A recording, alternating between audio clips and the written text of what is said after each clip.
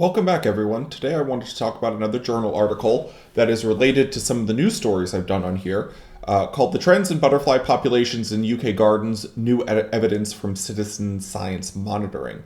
And this was published last year in 2023, I think August of 2023.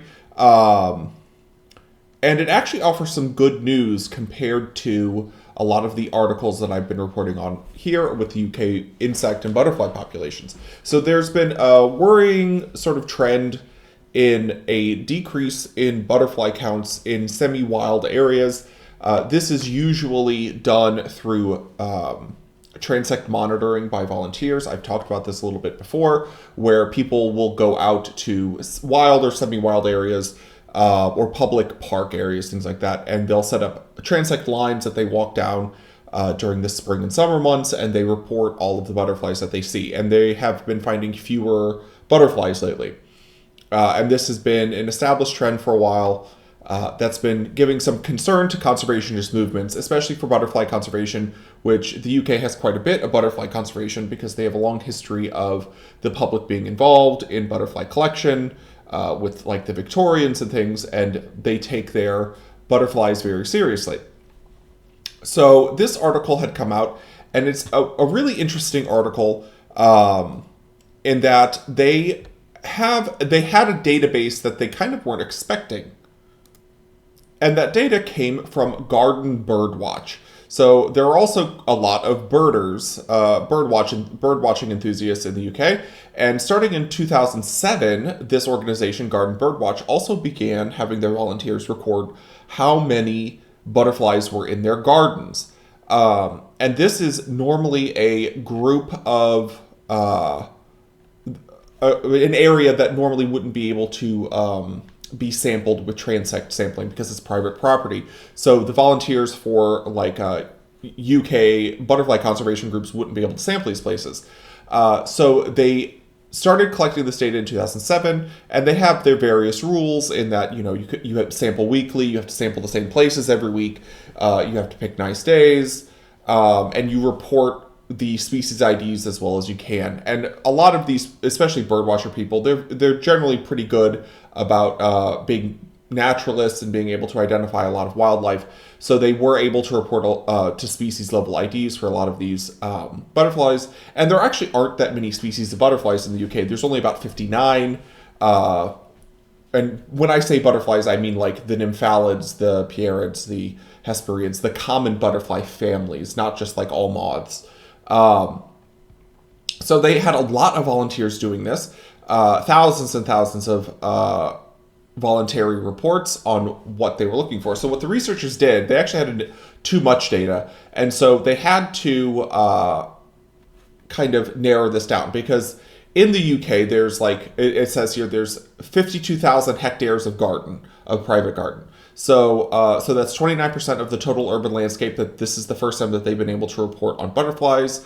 And so they had to narrow this down. They narrowed it down by only selecting the gardens where people were routinely reporting things. So get rid of all of the stuff that's like one-off. Oh, I reported it this week and I never reported ever again. Get rid of all that kind of trash data, because you can't actually do statistics on any of that data. And they did do extensive statistical work with this, which I'm not going to go into because, frankly, it's boring to talk about. But if you are a statistics buff, go ahead and read the paper and tell me if the statistics are any good. It's been a long time since I've had to do in-depth statistical work, so I'm not going to go into that. But they also compared the data that they were getting from this to the UK butterfly monitoring scheme, which is what I was talking about with like the transect walking. Those volunteers that were doing this on public land or wild land, things like that, comparing the trends that they were finding to the trends that the gardeners were finding, because they wanted to see if this citizen science data was any good. So what you're looking for there is, are the trends that you're seeing in the garden reflective of the broader trends that you're seeing in the wilderness? So they did quite a bit of sampling for this. They followed 10 years worth of data, 2011 to 2020. And then they compared this to other data sets that were available. And it's actually really cool. So they had 14,000 participants for this Garden Birdwatch organization that had the opportunity to report butterflies in their gardens. And on average, they found that the butterflies were increasing over time. So this was primarily done during the spring and summer. This was about 30 weeks of data per year, covering 86% of the survey season. And overall, they found that there was a general increase in abundance of 20, I believe, 22 species of butterflies, which were reported from these gardens. So a lot of species aren't garden visitors. So you're not going to be finding them in like urban or suburban gardens. They're going to be in more wilderness spaces or frequently in like wetlands. So you're not going to find those butterflies in these areas. But for the butterflies that do come to gardens, they found overall increases in abundance. And there was only one species that slightly decreased in abundance. And that one, if you're going to talk about butterflies, you only really talk about butterflies because you want to look at butterflies. So this is the species that they found decreased slightly in abundance. This is Lasiomata megara. So this is the common wall, is it called the common wall? I believe that's what it's called, the wall butterfly. But all the other butterflies actually increased quite a bit. So there were some species of butterflies, the marbled white and the large skipper. So this is the marbled white, which is quite beautiful, and this is the large skipper. So this is an emphalid. If you're not familiar with butterfly families, the most common butterfly family are the nymphalids that we associate with the word butterfly. The other one being the swallowtails, which this study did not cover any swallowtails. This is another nymphalid. They kind of have a standard sort of body shape. Let me make this a lot smaller. That's crazy looking. They have kind of a standard sort of body shape. They have clubbed antennae. They have a standard sort of traditional butterfly body shape versus the Hesperiids, which are another form of butterfly that are more moth-like. These tend to be much smaller. They hold their wings kind of semi-folded over the body. And when they fly, they're not great flyers. They kind of bounce along in the flowers and the grass and stuff like that. So the marbled white and the large skipper, this is the large skipper, increased by over 200%, which is crazy. And if you wanted to see their sampling area, it's also crazy. I have the sampling area here. These are the areas that they sampled in the UK. All these green and blue. So you can see the sites, the lighter the green color, the fewer the sites per 10 square kilometer, and then the darker the blue color, which tends to be around some of the larger cities like London and Birmingham and Manchester and things like that. You have a lot more people sampling.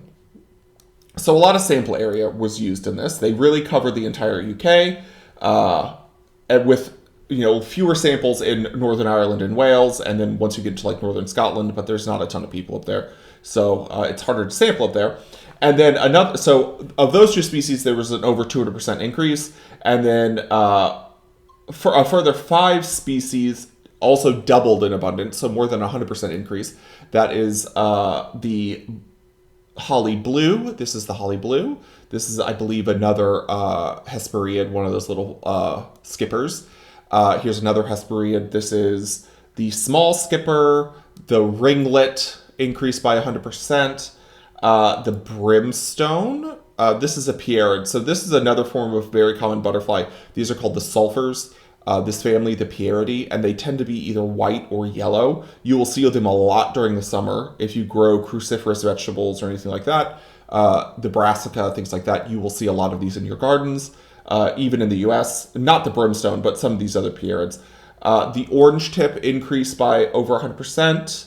And then there was another large group that increased between 50 and 80%. So you have the meadow brown, the small white, which you will see these in North America, the green veined white, which you will see this one as well, and the gatekeeper. This one is another Hesperiid. And then there were a number that they didn't really report on, but I wanted to run through just because they're pretty good looking. This is another one. This is Pieris brassicae, which occasionally these show up in the US. And with these butterflies that they don't specifically go into, they also increase in population, but it was to a much smaller amount. So this is generally sub 40% increases in population. So then you also have the small copper, the common blue, which this is another Hesperiid. They tend to be much smaller and a little more frilly. And then these we actually have in the U.S. This is Vanessa Atalanta. And these are nymphalids. Again, you have the painted lady, which is also commonly found in the U.S. These are migratory species. And people don't frequently think of butterflies as migratory, but these will migrate from continental Europe into the UK. This is Aglaeus eutiki, the peacock butterfly, the comma butterfly. These you'll find in the US as well. The speckled wood and, what is this? The Cynonympha pamphilus. So all of these butterflies increased in population over the course of this study. So this offers some really good news because this contradicts a lot of the data that is being reported that you're seeing overall declines in butterfly populations across the UK, where you may be seeing some decline in the wild areas, but it seems in the suburban and urban areas in people's gardens, the populations are increasing. So these gardens are acting as refuges for the butterfly population and may actually be increasing the overall butterfly population in the wilderness because they can reproduce in the gardens and then they can fly out later and populate the wild areas, which is really nice. So this is more of the data. You can see general increases pretty much in all species, with some species really shockingly increasing in population. And that this data is also reflected, the volunteers' data from this garden birdwatch, the population increases and decreases that they were seeing year to year were reflected in the UK's butterfly monitoring scheme. So these were true trends. So when they would get like big influxes of these migratory butterflies from Europe, they would see big influxes in the numbers in the garden, and vice versa. When you would have a bad year and a certain population would crash because of the weather or something, then they also crashed in people's gardens. So the data does seem to be trustworthy overall, and also brings up some really good points about what people can do with their gardens. So if you go out of your way to plant more butterfly-friendly gardens, you may actually be benefiting the wilderness, because it's not just that you're attracting butterflies, it's that your butterfly-friendly garden is going to overall increase the populations of butterflies in your region of the country. So that's really exciting. I've talked about this before. If you are interested in doing more butterfly monitoring in your area, both in the US and the UK, I will link to some organizations in the description. I will also share this article in the description if you wanted to read it yourself. And I encourage you all to get involved with butterfly conservation programs. Talk to you guys later. Don't forget to like and subscribe.